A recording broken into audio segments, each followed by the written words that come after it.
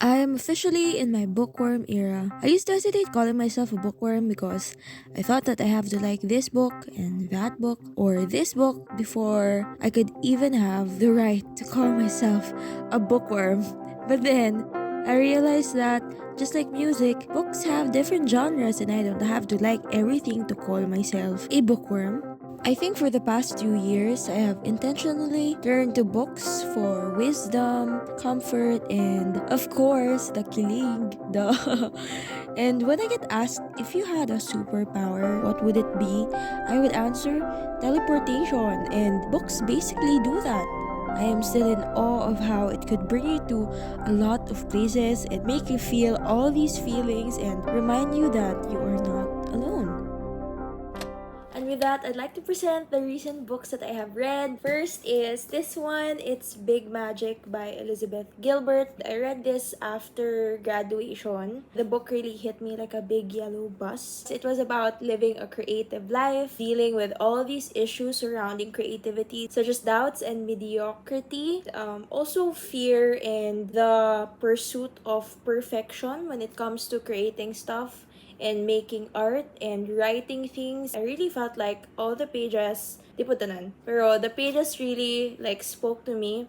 I didn't really read it so fast. Parang I just brought this book along wherever I went and then just read pag na ako'y time, like waiting in line or sitting sa mall or like traveling and stuff. I don't have a physical copy of the second one that I read after Big Magic, but it's Am I There Yet? The Loop, Zigzagging Journey to Adulthood. It's written by Mary Andrew. I have followed Mary Andrew on Instagram and then I found out that she had a book, so I read it. This book had sketches that complemented the text that was in the book. Like the title says, it's relevant to my current life stage. It talks about parang uncertainty and finding home, love and dating as an adult, and also dealing with heartbreak and loss and discovering yourself throughout the process. When I read the book bitaw, it felt like parang a warm, comforting blanket was wrapped around me while reading because I realized na I'm not alone in this journey and a lot of people are facing this life stage. So there were lessons pod picked up from her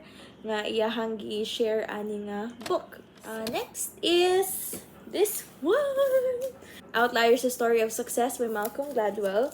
So whenever I read like mga self-development creativity, something nga na non-fiction books, kaya I usually put mga page flags because nga na ako i-mark ang mga parts nga very insightful. So this one was a mix of like psychology, self-development, parang phenomenons and stories of success and the reasons behind those successes. It talks about different stories. There are also parang research studies good nga explained in a comprehensible manner nga about athletes or like tech giants or even plane crashes or communities that have good health. When I read this, I felt like I was parang getting smarter by the minute. Kanang kung interesting bitaw nga parang fact or like story nga nadiri kay ako di ichika-chika nga, oh, did you know that this happened? Blah, blah, blah, blah, blah. Although at first kay I felt like it was serious siya,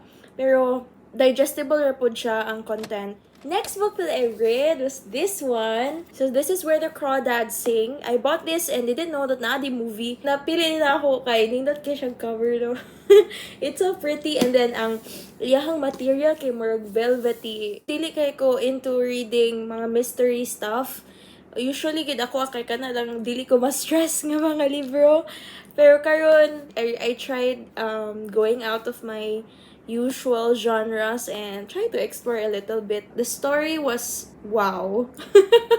Although kanang the first part was really slow. Tungod kay descriptive ang kana bitong way nga pag-write sa author sa book. And also, kay mag-process pa akong brain. You know, ang setting kay kanang murag marshland and huli kay ko familiar og mga like all the plants and the animals. The second half sa book ay had me kalang page turner kay siya for me ang second half, and personally this was one of the books nga you start and then you don't know what happens next, and you really don't know what happens next until like you reach the last page of the book and you say wow. The last one was The Hating Game by Sally Thorne. My gosh.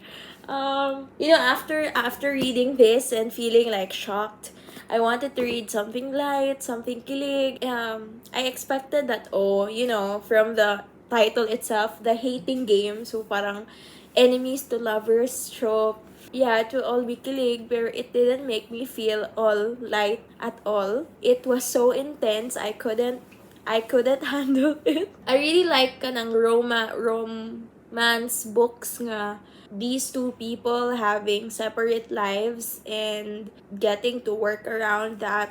I enjoyed the antics, although some kanang mga ilahang kanang interactions kay wow, will this really happen in real life? I don't think so. Naiya na ang mga times pero napoy parts sa book nga I felt literally like a goosebumps ko while reading, and I had to always kanang stop myself from squealing out loud kay I read this book for continuously towards the end of the book kay di na ko mahimutang bitaw, like katulog na ako, so natulog ko unya nakamata ko like mga 3 a.m. sa morning unya ganahan ako mahuman na gid ang book, so I just read. I woke up at 3 and then read the book, slept again at like 5 a.m. in the morning having finished the book already. So I think I shared it in a previous video nga I started a Goodreads account and it really helped me be accountable like sa mga books akong gi-read, and also I set goals, number of books na ako i-read for the year. Last year, I wasn't able to achieve my reading goal.